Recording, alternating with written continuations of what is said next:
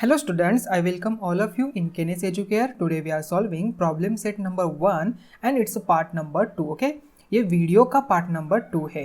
Okay, video का part number 2 है. Already हमने पार्ट 1 में क्वेश्चन फ्रॉम 1 to 5 सॉल्व किए थे. तो आज इस पार्ट 2 में हम question from 5 to 10 6 to 10 solve करेंगे. ठीक है, तो ये प्रॉब्लम सेट है 9th मैथमेटिक्स पार्ट 2. जो भी आपका मैथमेटिक्स का पार्ट 2 का जो बुक है chapter number 1 basic concept in geometry, इसका ये प्रॉब्लम सेट है. ठीक है, तो अभी हम स्टार्ट कर लेते हैं. Question number 6, coordinate of point A on a number line is a 1. What are the coordinates of a points on a number line which are at distance of 7 unit from A? Okay? अभी देखिए यहाँ पर first मैं एक number line draw कर लेता हूँ. ठीक है, तो we already know what is mean by point and what is mean by coordinate. कर यहाँ पर मैंने एक ए पॉइंट लिया, तो ये पॉइंट ए से डिनोट कर लेते हैं, इसका नेम है और उसका कोऑर्डिनेट कर यहाँ पर -1 है. -1 it's a coordinate of point ए. ठीक है, आई बात समझ में. तो अभी देखिए हमें उन्होंने क्वेश्चन में क्या कहा है, तो यहाँ पर फर्स्ट हम 0 लिख लेते हैं. कोऑर्डिनेट ऑफ पॉइंट ए का coordinate on a number line is a 1. तो यहाँ पर हम लिख लेते हैं 1, ये है ए का कोऑर्डिनेट 1 है. What are the coordinates of points on a number line which are distance of 7 unit from A but they have not mentioned from right side और left side. तो इस साइड पे भी हो सकता है या तो इस साइड पे भी हो सकता है. तो यहाँ पर +7 हो जाएगा, यहाँ पर -7 हो जाएगा. ओके, ए का जो कोऑर्डिनेट है उसमें से -7 करने पड़ेंगे, तो इस साइड पे हमें +7 करना पड़ेगा. ठीक है, तो यहाँ पर एक कोऑर्डिनेट आ जाएगा और एक, तो यहाँ पर देखिए 1 है, इसका मतलब जो भी लेफ्ट साइड वाला जो कोऑर्डिनेट आ जाएगा वो माइनस में ही आ जाएगा. इसको हम कहते हैं पॉइंट एस और ये हम इसे कहते हैं टी. ठीक है, तो इसका सॉल्यूशन कैसे निकालेंगे हम देखिए. फर्स्ट ऑफ ऑल तो हमें क्या लिखना पड़ेगा, the coordinate of point A is 1. Therefore now we find out coordinate S and coordinate T. Okay, coordinate S, okay, coordinate of point S is equal to क्या आ जाएगा, 1 - 7. ओके, 1 - 7 क्या value आती है, 1 - 7 प्लस माइनस माइनस साइन किसका, minus का, तो यहाँ पर 6 आ जाएगा. तो यहाँ पर एस का कोऑर्डिनेट क्या है, -6. ओके, तो यहाँ पर टी का कोऑर्डिनेट क्या आ जाएगा, देखिए टी का कोऑर्डिनेट क्या बन जाएगा, coordinate of point T. Okay, ये एस है, point T is equal to क्या आ जाएगा, 1 + 7. ओके, 1 + 7 ये आ जाता है 8. Therefore T is equal to, point T is equal to 8. Okay, आई बात समझ में. पॉइंट टी का कोऑर्डिनेट बन जाएगा 8, तो यहाँ पर आ जाएगा 8. ओके, अभी देखिए डिस्टेंस 7, मतलब इनका डिस्टेंस 7 है, इसका भी डिस्टेंस 7 है. तो अभी हम यहाँ पर इसे रीचेक करेंगे. ठीक है, देखते हैं इसका डिस्टेंस 7 आता है कि नहीं. ओके, तो कैसे करेंगे, already we know how to find out the distance between any two coordinates. So distance between A S is equal to क्या आ जाएगा, 1 and -6. 1 and -6 में which number is greater, 1 is greater then the -6. Therefore 1 minus in bracket -6 आ जाएगा, 1 + 6 हो जाएगा is equal to 7 आ जाएगा. मतलब S and ए के बीच का डिस्टेंस 7 है, मतलब ये करेक्ट है. देन उसके बाद distance of A T is equal to क्या हो जाएगा, इसका कोऑर्डिनेट देखिए यहाँ पर क्या है, इसका कोऑर्डिनेट 8 है, यहाँ पर 1 है, तो 8 is greater than 1. Therefore 8 - 1 is equal to 7. तो ये भी करेक्ट है. इसका मतलब coordinate of point S is -6 and coordinate of point T is 8. Okay, जो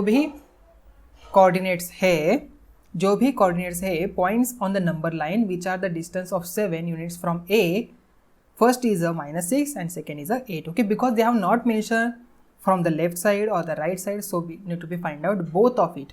हमें दोनों भी फाइंड आउट करना पड़ेगा. ठीक है, ये ध्यान में रखना है. तो ये जो क्वेश्चन था ये सिमिलर था क्वेश्चन नंबर 5 से. ठीक है, question number 5 and 6 both are the similar. इसका और ये जो क्वेश्चन है डिस्टेंस बिटवीन कोऑर्डिनेट का, ये वही क्वेश्चन है बट उन्होंने यहाँ पर इन वर्ड में हमें दिया है. ठीक है, तो distance between any to coordinate ये फाइंड आउट करने के लिए आपको एग्जाम में 100% आता ही ये क्वेश्चन. ठीक है, ये अच्छी तरह से हमें प्रिपेयर करना है। Now we see next question, write the following statements in conditional form. Okay, तो कंडीशनल फॉर्म मतलब कंडीशन स्टेटमेंट लिखने हैं हमें, कंडीशनल स्टेटमेंट लिखने हैं। Already we know how to write out the conditional statement. हमें लिखना है इफ एंड देन के फॉर्म में। गर्ज जो भी स्टेटमेंट इफ एंड देन के फॉर्म में होते हैं उसे हम कहते हैं कंडीशनल स्टेटमेंट। ओके, आ गई बात समझ में।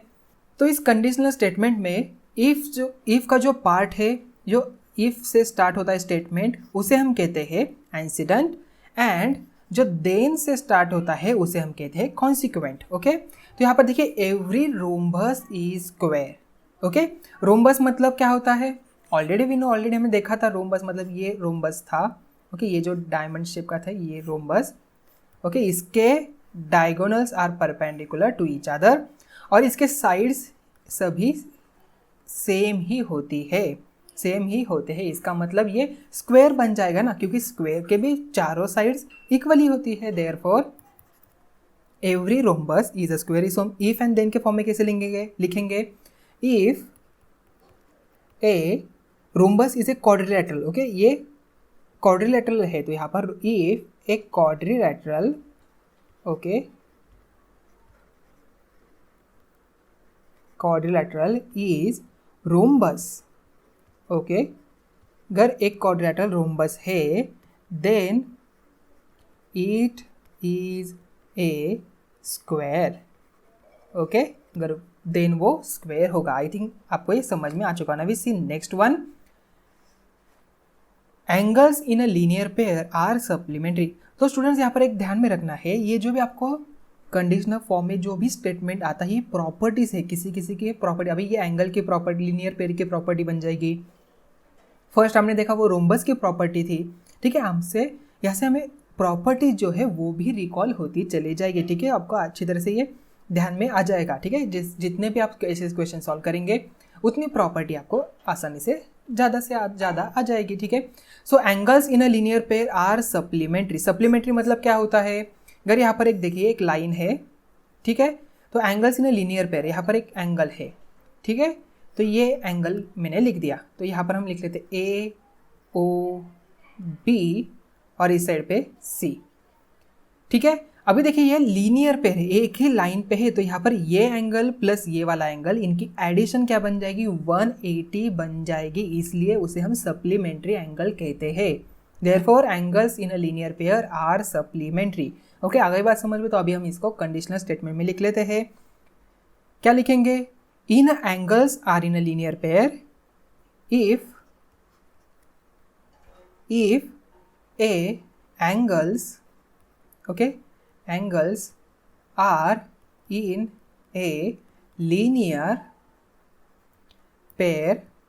If angles are in a linear pair, then they are supplementary. Okay, if they are supplementary. Okay, now we solve the next one, question number 3 of question number 7. A triangle is a figure formed by 3 segments. Okay, already we know triangles 3 segments से ही बनता है। अगर मैंने यहाँ पर 3 points ले लिए, ठीक है, तो ये 3 पॉइंट्स कैसे बने, यहाँ पर मैंने 3 पॉइंट्स को मैंने ज्वाइन कर दिया, तो ये फर्स्ट सेगमेंट बन जाएगी, ये हमारी सेकेंड सेगमेंट बन जाएगी, ये हमारी थर्ड सेगमेंट बन जाएगी, ए बी सी। अगर मैंने इसको नाम दिया तो ये first segment, second segment, third segment, इसे हम सेगमेंट क्यू कहेंगे, इसे हम सेगमेंट क्यू कहेंगे। ऑलरेडी हमने पढ़ा है, यहाँ पर 2 पॉइंट्स है और इनका ये यूनियन सेट है, इसलिए हम इसे सेगमेंट कहते हैं, ठीक है। ये लाइन नहीं हो जाएगी। तो ये जो ट्रायंगल है 3 सेगमेंट से बना है, तो इसे हमें कंडीशनल स्टेटमेंट के फॉर्म में लिखना है। तो कैसे लिखेंगे, इफ, स्टार्टिंग तो इफ से ही होगी, इफ फिगर, जो फिगर है, figure is a triangle. Okay, if figure is a triangle, अगर जो फिगर है वो ट्रायंगल है, then it's form by 3 segment, वो बनती है 3 सेगमेंट से। Okay, then triangle, then it is form, okay, it is form by 3 segments. Okay, आ गई बात समझ में। अभी देखिए इसका मुझे कॉन्वर्स लिखना हो तो कैसे लिखूंगा मैं? तो यहाँ पर इसका देखिए यहाँ पर incident part and consequent part कौन सा हो जाएगा? ये फर्स्ट इफ से ये हमारा बन जाएगा इंसिडेंट और ये हमारा बन जाएगा कॉन्सिक्वेंट। ओके, तो यहाँ पर मुझे इसका कॉन्वर्स लिखना है। तो कैसे लिखूंगा मैं इसका converse? If a figure form by 3 segments then that figure is triangle. अगर इसका कॉन्वर्स सिर्फ मुझे क्या, तो हमने यहाँ पर क्या किया, इसका जो कॉन्सिक्वेंट था ये डाल दिया इंसिडेंट पे और इंसिडेंट का स्टेटमेंट डाल दिया मैंने कॉन्सिक्वेंट पे। तो ये इंटरचेंज कर दिया, तो उसका ये कॉन्वर्स बन गया। ठीक है, तो हमें कॉन्वर्स नहीं लिखना है, सिर्फ यहाँ पर कंडीशनल स्टेटमेंट यहाँ पर लिखने हैं। ठीक है, तो यहाँ पर इसका कंडीशनल स्टेटमेंट क्या बन जाएगा? If figure is a triangle then it is form by 3 segments. Okay, आई बात समझ में? तो now we see next one, a number having only 2 divisors is called prime number. Okay, already we know, हमने prime number बहुत बार अभी देखा है। प्राइम नंबर कौन कौन से होते हैं? 2, 3, 5, 7, देन उसके बाद 11, 13 something main and many more. Okay, तो प्राइम नंबर किसे कहते हैं हम? जो भी prime number is divisible bye तो 1 एंड वो खुद जो नंबर है जो डिविजिबल होता है सिर्फ 1 and only that number. For example 3 is divisible by only 1 and 3। ये दोनों नंबर से 3 डिवाइड होता है, इसलिए तो ये प्राइम नंबर है। तो यहाँ पर उन्हें तो वही तो कहा है, अ number having only 2 divisors is called a prime number. तो हम क्या लिखेंगे यहाँ पर? इसका कंडीशनल स्टेटमेंट क्या लिखेंगे? देखिए, if A number having only 2 divisors, okay, then it is a prime number। Okay, हमने ये प्राइम नंबर का इनडायरेक्ट प्रूफ में भी देखा था। ठीक है, ये आपको वहाँ पर भी यूज होगा। ठीक है, देन क्या होगा? देखिए फिर से मैं रीड कर देता हूँ। If a number having only 2 divisors, अगर उस नंबर को ओनली 2 डिविजर्स है then it is a prime number, वो प्राइम नंबर है। तो यहाँ पर इसका इंसिडेंट पार्ट ये बन जाएगा और ये बन जाएगा उसका कॉन्सिक्वेंट, मतलब ये उसका गिवन पार्ट बन जाएगा और ये हमारा प्रूव पार्ट बन जाएगा। इसे हमें प्रूव करना है। ठीक है, ऑलरेडी हमने पढ़ा कि कॉन्सिक्वेंट एंड इंसिडेंट में incident is always given part and consequent is always to prove that. Okay, ये हमें प्रूव करना पड़ता है जब हम इसे थ्योरम में लिख लेते हैं। ठीक है, so next question is question number 8, right the converse of each of the following statement. हमें क्या करना है? सभी स्टेटमेंट का कॉन्वर्स लिखना है। अभी कॉन्वर्स होता क्या है वो पहले हम जान लेते हैं। ठीक है, तो अभी तक हमने कंडीशनल स्टेटमेंट तो देखा था, कॉन्वर्स भी हमने पढ़ा है, फिर से मैं आपको रिकॉल करके देता हूँ। ठीक है, जो कंडीशनल स्टेटमेंट हमने लिखा वो इफ एंड देन से स्टार्ट होता है। ठीक है, इफ एंड देन के फॉर्म में होता है। जो भी इफ के स्टार्ट आता है उसे हम कहते हैं इंसिडेंट और देन के साथ आता है उसे हम कहते हैं कॉन्सिक्वेंट। ओके, तो यहाँ पर इंसिडेंट एंड कॉन्सिक्वेंट में जो इंसिडेंट का पार्ट है वह हम यहाँ पर उठा के देन के बाद लिखा और देन के बाद का हमने यहाँ पर उठा के इफ के साथ जोड़ दिया, तो ये कॉन्वर्स बन जाएगा। सिर्फ मैंने यहाँ पर इंटरचेंज कर दिया उनका, जो भी यहाँ पर इसका स्टेटमेंट यहाँ पर आ गया तो वो बन जाता है कॉन्सिक्वेंट और ये कॉन्सिक्वेंट का पार्ट अगर यहाँ पर आ गया तो वो बन जाता है इंसिडेंट। ठीक है, आई बात समझ में? तो अभी हम सभी स्टेटमेंट का कॉन्वर्स लिख लेते हैं। ठीक है, तो फर्स्ट दिया है, if the sum of measures of angles in a figure is 180 degree then the figure is a triangle. Okay, ये ट्रायंगल की प्रॉपर्टी है, ये ध्यान में रखना है। ये प्रॉपर्टी भी आपको आसानी से रिकॉल हो जाते हैं। ठीक है, इस स्टेटमेंट से हमें रिकॉल हो जाते हैं सभी प्रॉपर्टीज। तो यहाँ पर एक ट्रायंगल है, वी ऑलरेडी नो, इसके सभी जो तीनों की एडिशन 180 डिग्री बनती है। देयरफॉर इसका हमें कॉन्वर्स क्या लिखेंगे हम? यहाँ पर देखिए, if the figure is a triangle, जो फिगर है वो ट्रायंगल है, then the sum of measure of angles in a figure is 180 degree. यहाँ पर देखिए, यहाँ पर इसका इंसिडेंट का पार्ट क्या सा हो जाएगा?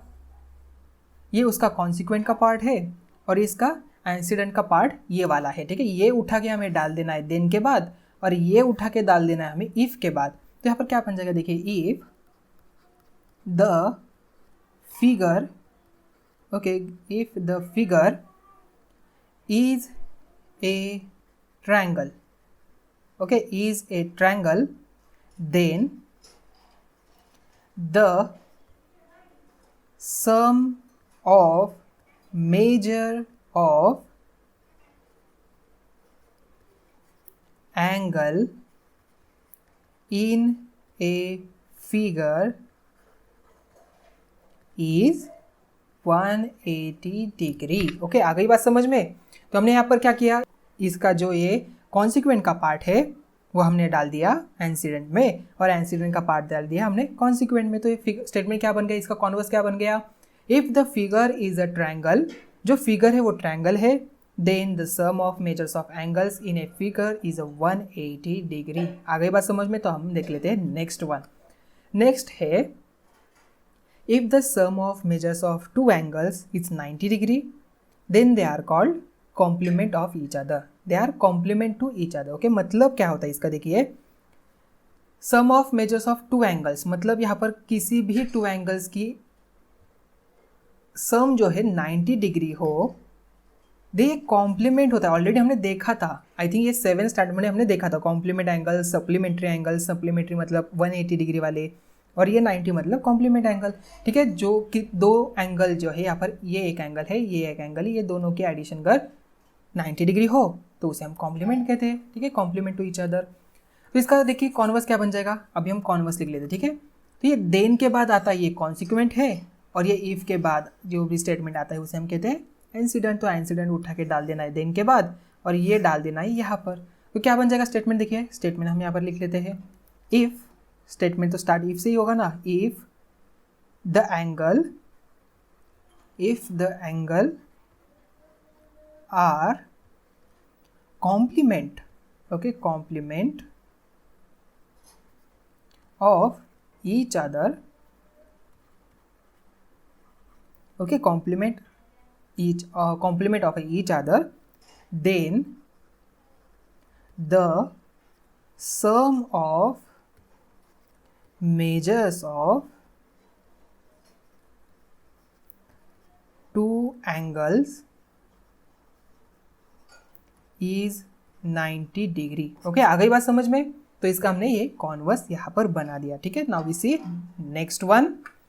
नेक्स्ट है 8 का sub question 3, if the corresponding angles formed by a transversals of a two lines are congruent then the two lines are parallel। ये स्टेटमेंट हमने ऑलरेडी प्रैक्टिस सेट 1.3 में भी देखा था। ठीक है, तो यहाँ पर देखिए क्या उन्होंने कहा है, if the corresponding angles forms by transversals of two lines are congruent then the two lines are parallel. Euclid के हमने पोस्टुलेट्स जो देखे थे उसमें भी ये स्टेटमेंट था। ठीक है, तो यहाँ पर देखिए ये टू पैरेलल लाइंस है, इनका ये ट्रांसवर्सल है, तो करस्पॉन्डिंग एंगल कौन से हो गए, देखिए ये वाला और ये वाला, ये दो एंगल बन सकते हैं। ठीक है, corresponding angles are congruent then this two lines are parallel हो जाएगी। ठीक है, तो यहाँ पर इसका कॉन्वर्स देखिए क्या बन जाएगा, इसका हम कॉन्वर्स यहाँ पर लिख लेते हैं। थर्ड का है कॉन्वर्स, तो यहाँ पर देखिए इसका कॉन्वर्स क्या बन जाएगा, if two parallel, okay if two parallel lines intersected, okay intersected by a transversal, by a transversal, okay then corresponding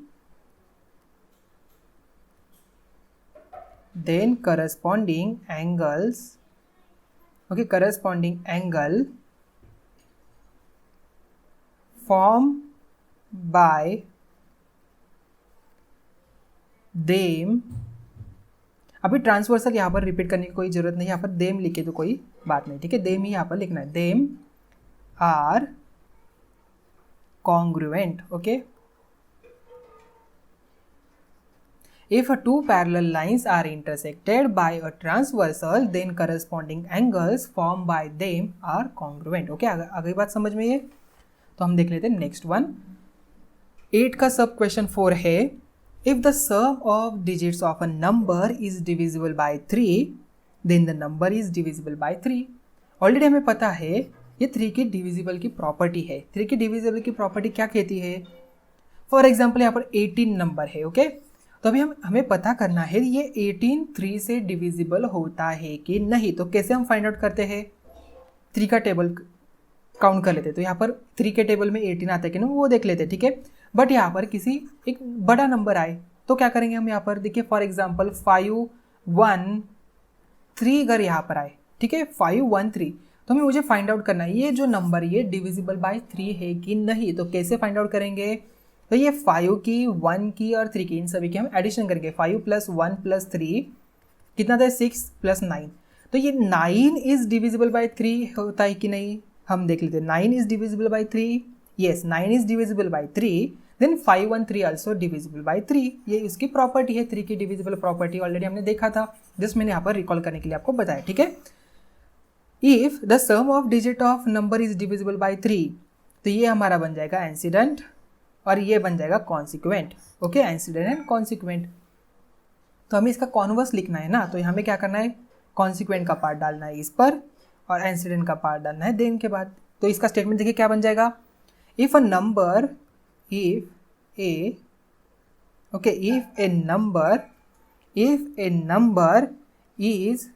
divisible by 3, then the sum of the digits of that number is divisible by 3। Okay, आ गई बात समझ में। इसका converse कैसे लिखा हमने, if a number is divisible by 3 then the sum of the digits of that number is divisible by 3। Already हमने एग्जांपल देके भी मैंने आपको बताया, यहाँ पर इसका हमने कॉन्वर्स लिखा। तो ये नंबर इज डिविजिबल बाय 3, जो नंबर है ये डिविजिबल बाय 3 है, तो उनके डिजिट की सम जो है वो भी 3 से डिविजिबल होती है। ओके, तो अभी हम देख लेते हैं नेक्स्ट क्या है। नेक्स्ट है क्वेश्चन नंबर 9। क्वेश्चन नंबर 9 है right the antecedent means given part and the consequent means part to be prove in the following statement. हमें इनका सिर्फ यहाँ पर कॉन्सिक्वेंट एंड एंसिडेंट यहाँ पर लिखना है, ठीक है। इसका हमें एंसिडेंट एंड कॉन्सिक्वेंट यहाँ पर लिखना है। ओके, तो यहाँ पर देखिए एंसिडेंट क्या हो जाएगा इसका, तो अभी हम यहाँ पर एंसिडेंट, ओके, हम लिख लेते हैं यहाँ पर इसका एंसिडेंट और यहाँ पर आ जाएगा कॉन्सिक्वेंट। ओके, इसका भी अभी दोनों के भी हम एक साथ ही लिख लेते हैं। एंसिडेंट देखिए क्या बन जाएगा, ऑलरेडी वी नो जो भी स्टेटमेंट इस यहाँ से इफ तक देन तक आता है वो एंसिडेंट हो जाता है, वो देन के बाद जो भी आता है वो कॉन्सिक्वेंट हो जाता है। वो हमें प्रूव करना पड़ता है। यहाँ पर consequent already we know in theorem proofs में हमने देखा था, ठीक है। जो थ्योरम है उसमें जो भी पार्ट एंसिडेंट का होता है वो हमें गिवन दिया होता है और जो भी कॉन्सिक्वेंट का है वो हमें प्रूव करना पड़ता है, ठीक है, थ्योरम में। तो यहाँ पर देखिए all sides of a triangle are congruent, ये हमारा एंसिडेंट बन जाएगा। देयरफॉर हम लिख लेते हैं all sides of a triangle, okay, of a triangle are congruent. Okay, आई बात समझ में। अभी कॉन्सिक्वेंट हम लिख लेते हैं। कॉन्सिक्वेंट क्या हो जाएगा, देखिए all angles of triangle are congruent। Okay, it's all. अभी देखिए यहाँ पर देन के बाद ईट्स है, मतलब ये ईट्स किसका, ये ट्रायंगल है ना, तो इसलिए हमने ट्रायंगल लिखा यहाँ पर। ऑल एंगल्स ऑफ ट्रायंगल यहाँ पर ए लिखा, of a triangle are congruent. आई बात समझ में। इसका एंसिडेंट एंड कॉन्सिक्वेंट हमने लिख लिया। तो नेक्स्ट देख लेते हैं। नेक्स्ट है the diagonals of a parallelogram bisect each other. Parallelogram हमें ऑलरेडी पता है, ये पैरेललोग्राम जिसमें अपोजिट साइड जो है वो पैरेलल होती है, ठीक है। ये इसको पैरेलल है और ये वाली इसको पैरेलल है, ठीक है, तो इसे हम पैरेललोग्राम कहते हैं। तो उन्होंने क्या कहा है, diagonals of a parallelogram bisect each other. इसके जो डायगोनल है ये वाला डायगोनल एंड ये वाला डायगोनल ये बाइसेक्ट होता है ईच अदर, मतलब this equal to this and this equal to this. आई बात समझ में। तो अभी हम देख लेते हैं नेक्स्ट, इसका एंसिडेंट का पार्ट कौन सा है और इसका कॉन्सिक्वेंट का पार्ट कौन सा है, ठीक है। अभी देखिए यहाँ पर ये जो स्टेटमेंट है इफ एंड देन के फॉर्म में नहीं दिया है, तो हमें इसको कंडीशनल स्टेटमेंट में हम पहले कन्वर्ट कर लेते हैं, देन उसके बाद उसका इंसिडेंट एंड कॉन्सिक्वेंट लिख लेंगे, ठीक है। तो यहाँ पर देखिए इसका कॉन्सिक्वेंट, तो इसका कंडीशनल स्टेटमेंट देखिए क्या बन जाएगा, if quadrilateral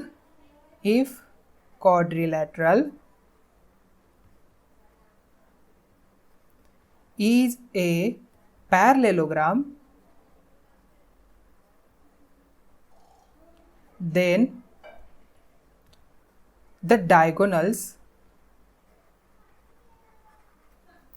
of parallelogram bisect each other. Okay, आ गई बात समझ में। If quadrilateral is a parallelogram, then the diagonals of a parallelogram bisect each other. Okay, तो यहाँ पर इसका इंसिडेंट क्या हो जाएगा एंड कॉन्सिक्वेंट क्या हो जाएगा।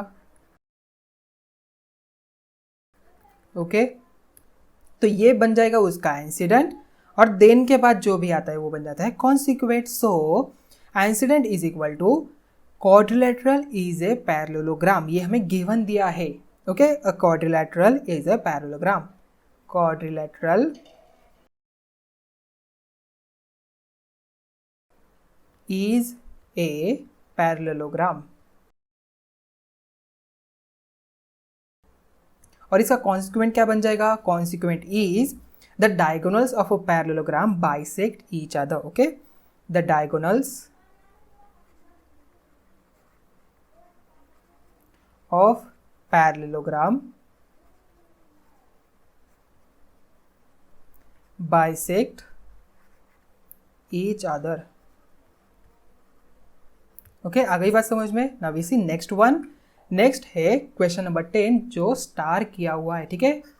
ये स्टार किया हुआ क्वेश्चन है, हमें ध्यान से सॉल्व करना है, और इसमें से एक तो क्वेश्चन 100% एग्जाम में आने ही वाला, ये ध्यान में रखना है, और ये मैक्सिमम स्कोर हमें देसा है, ठीक है। इसका जो मार्क्स है ये भी ज़्यादा रहते हैं इस क्वेश्चन के। तो क्वेश्चन क्या है, draw a label figure showing information in each of the following statements and right the incident and consequent. तो पहले हमें इसकी डायग्राम ड्रॉ करनी है, देन उसके बाद उसका इंसिडेंट एंड कॉन्सिक्वेंट हमें ड्रॉ करना है, ठीक है। तो फर्स्ट स्टेटमेंट देखिए क्या कहा है। फर्स्ट है two equilateral triangles are similar. Okay, similar है, ये ध्यान में रखना है, सिमिलर है, इक्वल नहीं है, ठीक है। सिमिलर मतलब सेम है, उसके एंगल सेम हो सकते हैं। इसका क्वाड्रिलेटरल मतलब इसके साइड सभी इक्वल है, तो इसके भी सभी साइड्स इक्वल होंगे, ठीक है। ऑलरेडी हमने देखा है सिमिलर ट्रायंगल्स क्या होता है, ठीक है। देन यहाँ पर देखिए इसका पहले हम क्या करेंगे, इसका कंडीशनल स्टेटमेंट क्या है वो देख लेते हैं, ठीक है। इफ टू ट्रायंगल्स आर क्या है, इक्विलैटरल। ओके, इक्विलैटरल मतलब उसके तीनों भी साइड्स इक्वल होते हैं, ठीक है, सेम ही होते हैं। Okay, equilateral, then these two triangles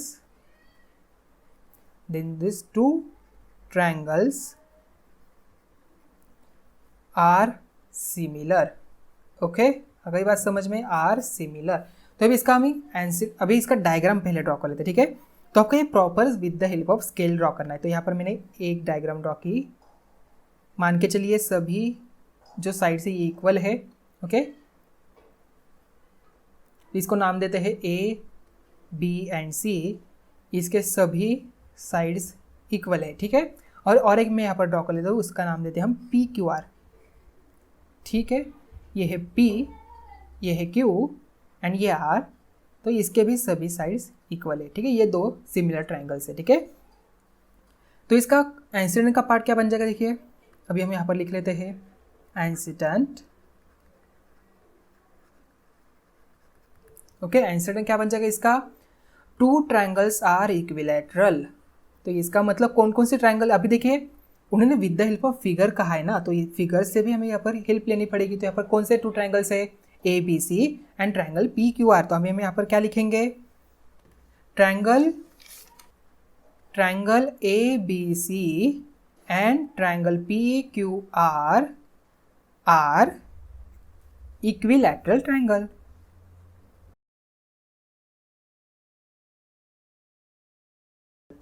okay, then उसके बाद कॉन्सिक्वेंट क्या बन जाएगा इसका, कॉन्सिक्वेंट, ओके, इसका कॉन्सिक्वेंट क्या बन जाएगा, triangle A B C is similar to triangle P Q R. Similar का सिंबल हमें पता है, ट्रायंगल पी क्यू आर, ये सिमिलर का सिंबल है, ओके। और हम कॉन्ग्रुएंट का सिंबल कैसे देते हैं, दो इक्वल और ये सिमिलर, मतलब ये कॉन्ग्रुएंट का बन गया, ये सिमिलर का सिंबल है, ठीक है, ये ध्यान में रखना है, ओके। तो कॉन्सिक्वेंट क्या बन जाएगा, triangle A B C is similar to triangle P Q R, okay. Now we see next one. Next है if angles in a linear pair are congruent then each of them is a right angle, okay.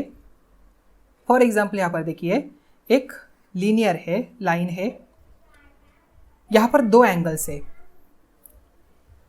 Okay, और ये दोनों भी angles equal है। For example हम मान के चलते हैं, ठीक है, उन्होंने क्या कहा है, कॉन्ग्रुएंट है। If angles in a linear pair are congruent, मतलब ये वाला एंगल और ये वाला एंगल दोनों भी इक्वल है। फॉर एग्जाम्पल हम मान के चलते हैं यहाँ पर ये x है तो ये भी x है, मान के चलते हैं, ठीक है। तो हमें पता है, तो इसको हम नेम देते थे a b, इसे देते d और यहाँ पर देते c, ठीक है। अभी we already know that straight angle का मेजर कितना होता है, यहाँ पर 180 होता है ना। देयरफॉर देखिए फॉर एग्जाम्पल मुझे एंगल x की वैल्यू फाइंड आउट करनी, तो कैसे करूँगा मैं, यहाँ पर देखिए angle B D C, angle A D C is equal to 180 degree, okay. Now angle B D C is x plus angle A D C is also x, therefore 180 degree, therefore 2x is equal to 180, therefore x is equal to 180 by 2, therefore x is equal to 90, ठीक है। मैंने देखिए आपको directly दिखा दिया x is equal to 90, मतलब ये दोनों भी 90 ही होते हैं, ओके। आई बात समझ में, तो दे दोनों भी एंगल्स जो है राइट एंगल होंगे, ठीक है। मैं आपको प्रूव करके दिखाया यहाँ पर, ठीक है, आपको ये प्रूव भी कर सकते हैं, ठीक है। तो जो भी आपका लॉजिकल सीक्वेंस लगे, जो भी आपका लॉजिक लगे वो आपको लगाना है यहाँ पर, ठीक है। ये यहाँ पर सभी जो मैथमेटिक हमें लॉजिक ज़्यादा यूज़ करना चाहिए उस पर, ठीक है।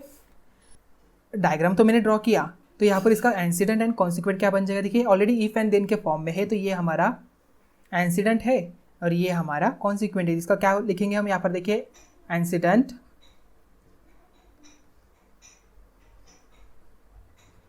ओके, और ये consequent,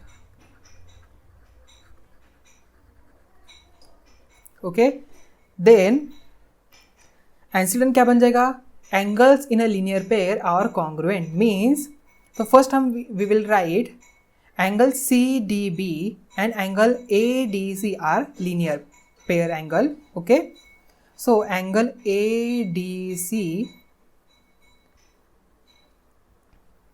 and angle BDC are in linear pair, ये linear pair है तो हमें लिखना पड़ेगा ना पहले, linear pair, therefore angle ADC these are congruent to angle B D C, क्योंकि ये गिवन है, ठीक है, कॉन्ग्रुएंट है ना, दिया है। तो अभी हमें कॉन्सिक्वेंट मतलब ये प्रूव क्या करना है, each of them is right angle, मतलब angle A D C is equal to angle B D C is equal to 90 degree. Already मैंने आपको प्रूव करके भी दिखाया, ये angle A D C is equal to angle B D C is equal to 90 degree आता है, ठीक है। आगे बात समझ में, तो we see next one. So this is last question of your problem set. If the altitudes drawn on two sides of a triangle are congruent, then those two sides are congruent, okay? अभी what is mean by altitudes? First हम जान लेते हैं altitude क्या होता है, okay? For example, एक person है, ये person है, ठीक है। तो अभी मुझे इसकी height measure करनी है, तो अभी हम क्या करते हैं, ये height, तो ये from the with respect to horizontal, ठीक है, with respect to horizontal, ये मान के लीजिए ये person है, ठीक है। तो ये उसकी समथिंग हाइट यहाँ पर आ गई, तो ये फ्रॉम द हॉरिजॉन्टल सरफेस से जो भी उसकी हाइट है विथ परपेंडिकुलर टू हॉरिजॉन्टल, तो ये हम कहते हैं एल्टीट्यूड, ओके। फॉर एग्जांपल अगर मैंने यहाँ से एक पॉइंट ले लिया और यहाँ से डाल दिया तो ये हो जाएगी एल्टीट्यूड, नहीं, जो भी हम यहाँ पर परपेंडिकुलर ड्रॉ कर देते हैं, ये जो डिस्टेंस है ये इसे हम कहते हैं एल्टीट्यूड। फॉर एग्जाम्पल हम कहते हैं ना कुतुब मीनार की एल्टीट्यूड कितनी होगी, मतलब उसकी सीधी हॉरिजॉन्टल से उसकी हाइट, तो वो एल्टीट्यूड होती है। वही ट्रायंगल के बारे में क्या होता है, देखिए ये ट्रायंगल मैंने यहाँ पर ड्रॉ किया, ओके, ये एक ट्रायंगल है, मैंने यहाँ पर ड्रॉ किया, मान के लीजिए ये ट्रायंगल है, ये ट्रायंगल ही है, तो ये ट्रायंगल है। देन अभी देखिए एल्टीट्यूड उन्होंने कहा है, एल्टीट्यूड का मतलब क्या होता है, इसका इससे कितना डिस्टेंस है, ओके। बट वो क्या कहते हैं, if altitude drawns on two sides of a triangle are congruent, ये दोनों भी कॉन्ग्रुएंट हो, then those two sides are congruent. मतलब देखिए यहाँ पर इससे अगर मैंने यहाँ से एल्टीट्यूड इसका डाल दिया इसके ऊपर, तो ये क्या है, ये परपेंडिकुलर बन जाएगा इस साइड से, ठीक है। मतलब इसको मैंने नाम दिया ए बी सी और यहाँ पर मैंने हम डाल दिया डी, ओके। तो ये एक एल्टीट्यूड हो गया। अगर मैंने ये वाली एल्टीट्यूड फाइंड आउट की, ठीक है, ये वाली एल्टीट्यूड, ठीक है, सी से, ठीक है, ये सी से मैंने एल्टीट्यूड डाल दिया, ये भी परपेंडिकुलर होगा बी ए बी से, तो इसे हम देते हैं नेम, ई नाम देते हैं, ठीक है। तो अभी देखिए point E is on A B and point D is on A C, okay. So what will write down here, तो यहाँ पर हमें लिखना है, तो पहले मैं आपको एल्टीट्यूड की डेफिनेशन बता देता हूँ फिर से। Shortest distance between a point and a line, okay. Shortest distance, ये बी जो है, बी से ए सी का शॉर्टेस्ट डिस्टेंस क्या होगा, बी पॉइंट का ए सी से शॉर्टेस्ट डिस्टेंस क्या होगा, ये होता है एल्टीट्यूड। जब जैसे हमने परपेंडिकुलर वो जो पॉइंट था ना, लाइन हमने ड्रॉ की थी, ठीक है, तो यहाँ पर हमने ए बी दिया था, ये हमारी लाइन थी, यहाँ पर सी पॉइंट था, हमें सी पॉइंट का इस लाइन से डिस्टेंस मेजर करना, तो हमने क्या कहते हैं, यहाँ से सी से एक परपेंडिकुलर ड्रॉ किया था, ये जो सी डी यहाँ पर डे दिया था, तो ये जो डिस्टेंस आ गया सी डी का, ये सी का पॉइंट का ए बी लाइन से डिस्टेंस हो गया, ये एल्टीट्यूड ही था, ठीक है, एल्टीट्यूड ही होगा ये। तो shortest distance between two points, मतलब ये जो शॉर्टेस्ट बी टू इस लाइन्स के जो शॉर्टेस्ट डिस्टेंस है उसे हम एल्टीट्यूड कहेंगे, ठीक है। आगे बात समझ में एल्टीट्यूड की। तो यहाँ पर देखिए इसका हमें करना, यहाँ पर डायग्राम तो हमने ड्रॉ किया, तो अभी हम इसका इंसिडेंट और कॉन्सिक्वेंट लिखेंगे। तो इंसिडेंट में देखिए फर्स्ट आ जाएगा incident and consequent, okay. Then incident, okay, first incident में क्या लिखेंगे, B D is perpendicular to A C, okay, segment B D is perpendicular to segment AC. Segment, similarly, segment CE is perpendicular to AB. CE is perpendicular to segment AB. Okay, आ गई बात समझ में। Then हमें क्या कहा है उन्होंने, दिस एल्टीट्यूड्स आर कॉन्ग्रुएंट, ये दोनों भी एल्टीट्यूड कॉन्ग्रुएंट, मतलब ये वाली और ये वाली दोनों भी कॉन्ग्रुएंट, मतलब segment CE is congruent to segment B D. Then consequent क्या बन जाएगा इसका, then those two sides are congruent, मतलब ये ए बी एंड ये ए सी ये दोनों भी कॉन्ग्रुएंट होगी, तो यहाँ पर हम लिखेंगे segment A B is congruent to, okay, is congruent to segment A C, और हम यहाँ पर इसे ऐसे भी लिख सकते हैं, side A B is congruent to side A C. Okay, आ गई बात समझ में। तो स्टूडेंट्स, तो यहाँ पर ही हमारा जो प्रॉब्लम सेट 1 है of chapter number 1 basic concept in a geometry, यहाँ पर ही एंड हो जाता है, ठीक है। तो अभी तक आपको ये 1 to 10 सभी क्वेश्चन अच्छी तरह से समझ में आ चुके हैं, क्योंकि 1 to 5 हमने पार्ट 1 में कवर किए थे, देन उसके बाद 5 to 10 हमने पार्ट 2 में कवर किए, ठीक है। सभी क्वेश्चन हमने सॉल्व किए हैं, ठीक है। तो यहाँ पर एक ध्यान में रखना, ये जो 10th क्वेश्चन है ये आपको करना ही है, ओके। बहुत ही इजी, इसमें कुछ डिफिकल्ट नहीं है, ये ज़्यादा मार्क्स स्कोर देने वाला आपका क्वेश्चन है, ओके। ये ध्यान में रखना है। तो मिलते हैं नेक्स्ट पार्ट में, थैंक यू।